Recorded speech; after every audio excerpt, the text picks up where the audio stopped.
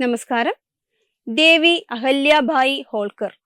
കാശിയിലെ വിശ്വനാഥ ക്ഷേത്രത്തിലും ഗയയിലെ വിഷ്ണു പദത്തിലും ഇന്നും ഭക്തർ തൊഴുതു നിൽക്കുമ്പോൾ അവിടെ അദൃശ്യമായ ഒരു സാന്നിധ്യമായി ഈ അമ്മയുടെ പുണ്യം നിറഞ്ഞു നിൽക്കുന്നു. 1725 മഹാരാഷ്ട്രയിലെ ഒരു സാധാരണ ഗ്രാമത്തിൽ ജനിച്ച അഹല്യയുടെ ജീവിതം പരീക്ഷണങ്ങളുടെ ഒരു പരമ്പരയാകുന്നു. 8 വയസ്സുള്ളപ്പോൾ മാൾവയിലെ ഹോൾക്കർ രാജവംശത്തിന്റെ മരുമകളായി എത്തി അവരെ കാത്തിരുന്നത് വലിയ ദുരന്തങ്ങളായിരുന്നു. കൗമാരം പിന്നിടും മുൻപേ ഭർത്താവ് ഖണ്ഡേറാവു യുദ്ധത്തിൽ കൊല്ലപ്പെട്ടു. താങ്ങായിരിക്കുമെന്ന് കരുതിയ ഏക മകനും അകാലത്തിൽ മരിച്ചു. ഭർത്തൃപിതാവും ഉപദേശിയുമായ മൽഹാർ റാവു കൂടി മരിച്ചതോടെ അഹല്യ എന്ന സ്ത്രീ ലോകത്തിന് മുന്നിൽ ഒറ്റപ്പെട്ടു പോയി. സാധാരണക്കാരാണെങ്കിൽ തകർന്നു പോകുമായിരുന്ന ആ നിമിഷത്തിലാണ് അവർ അസാമാന്യമായ ഒരു തീരുമാനമെടുത്തത്.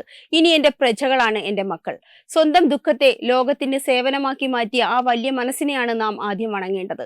ഒരു സ്ത്രീ വിചാരിച്ചാൽ ലോകത്തെ മാറ്റാൻ കഴിയുമെന്ന് അവർ തെളിയിച്ചു. അധിനിവേശക്കാരുടെ വാൾമുനയിൽ ഭാരതത്തിന്റെ ആത്മാവായ ക്ഷേത്രങ്ങൾ തകർക്കപ്പെട്ട ഒരു കറുത്ത കാലമുണ്ടായിരുന്നു. കാശിയും മധുരയും അയോധ്യയും ഒക്കെ ചാരമായി കിടന്ന സമയത്താണ് അഹല്യാഭായി എന്ന സന്യാസിനിയായ ഭരണാധികാരി രംഗപ്രവേശം ചെയ്യുന്നത്.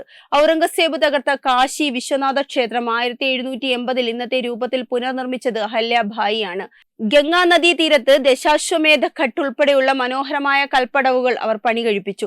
ഇന്ന് ഓരോ ഭക്തനും ഗംഗയിൽ മുങ്ങി വിശ്വനാഥനെ തൊഴുതു നിൽക്കുമ്പോൾ ആ അമ്മയുടെ നിശ്ചയദാർഢ്യത്തെയാണ് നന്ദിയോടെ സ്മരിക്കുന്നത്. പിതൃതർപ്പണത്തിനായി ലക്ഷക്കണക്കിന് ആളുകൾ എത്തുന്ന ഗയയിലെ വിഷ്ണുപദ് ക്ഷേത്രം ഇന്ന് കാണുന്ന പ്രൗഢിയോടെ നിർമ്മിച്ചത് ഈ പെൺകരുത്താണ്. 1787 നിർമ്മിക്കപ്പെട്ട ഈ ക്ഷേത്രം ആ കാലത്തെ അതിജീവിച്ചു നിൽക്കുന്നു. രാജദർബാറുകളിൽ നേരിട്ട് പങ്കെടുത്ത് പ്രജകളുടെ പരാതികൾ കേൾക്കുമായിരുന്നു. പാവപ്പെട്ടവനും പണക്കാരനും ആ അമ്മയ്ക്ക് മുമ്പിൽ തുല്യരായിരുന്നു. അഹല്യാഭായിയുടെ കയ്യിലെ ചെങ്കോൽ ഒരു അധികാര ചിഹ്നമായിരുന്നില്ല, അത് നീതി നടപ്പിലാക്കാനുള്ള ഒരു ഉപകരണം മാത്രമായിരുന്നു. രാജ്യഭരണത്തെ അവർ ഒരു തപസ്സായി കണ്ടു. സ്വന്തം സുഖത്തിന് വേണ്ടി അവർ ഖജനാവിൽ നിന്ന് 1 രൂപ പോലും എടുത്തില്ല. തന്റെ പൂർവിക സ്വത്തിൽ നിന്നുള്ള പണം ഉപയോഗിച്ചാണ് അവർ ലോകമൊട്ടാകെ ധർമ്മശാലകളും ക്ഷേത്രങ്ങളും നിർമ്മിച്ചത്. അവർ രാജകീയ വിജ്ഞാപനങ്ങളിൽ ഒപ്പിട്ടിരുന്നത് സ്വന്തം പേരിലായിരുന്നില്ല, പകരം ശ്രീശങ്കർ എന്നായിരുന്നു. താനൊരു നിമിത്തം മാത്രമാണെന്നും യഥാർത്ഥ ഭരണാധികാരി ഈശ്വരനാണെന്നും അവർ വിശ്വസിച്ചു. ഇത്രമേൽ വിനയമുള്ള ഒരു ഭരണാധികാരിയെ ലോക ചരിത്രത്തിൽ മറ്റെവിടെ കാണാൻ കഴിയും?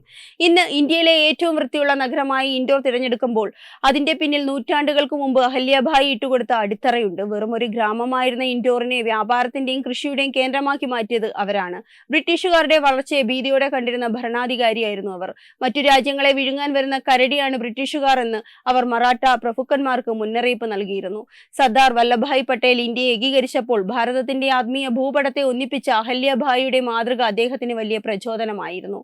പല ചരിത്ര പുസ്തകങ്ങളും അവരെ വേണ്ടത്ര പരാമർശിച്ചിട്ടുണ്ടാവില്ല. എന്നാൽ ഹിമാലയം മുതൽ രാമേശ്വരം വരെയുള്ള ഭാരതത്തിന്റെ ഓരോ മൺതരികളിലും അവരുടെ കർമ്മഫലങ്ങൾ അലിഞ്ഞു ചേർന്നിരിക്കുന്നു. 1795 ആഗസ്റ്റ് 13 70-ാം വയസ്സിൽ ആ പുണ്യജീവിതം അവസാനിക്കുമ്പോൾ അവർ ലോകത്തിന് നൽകിയത് സ്നേഹം കൊണ്ടും സേവനം കൊണ്ടും ഏത് ഇരുട്ടിനെയും മായ്ക്കാമെന്ന സന്ദേശമാണ്. അഹല്യാഭായി എന്നത് വെറും ഒരു പേരോ ചരിത്രമോ അല്ല, അത് തോറ്റുകൊടുക്കരുത് എന്ന വാശിയാണ്. മറ്റുള്ളവർക്ക് വേണ്ടി ഉരുകിത്തീരുന്ന മെഴുകുതിരിയുടെ വെട്ടമാണ്. കാശിയിലെ വിശ്വനാഥനും ഗയയിലെ വിഷ്ണുവും ഇന്നും അവിടെ ഭദ്രമായിരിക്കുന്നുണ്ടെങ്കിൽ അത് ഒരു സ്ത്രീയുടെ പ്രാർത്ഥനയുടെയും വിയർപ്പിന്റെയും ഫലമാണ്. വെബ് ഡെസ്ക് തത്തുമൈ TV.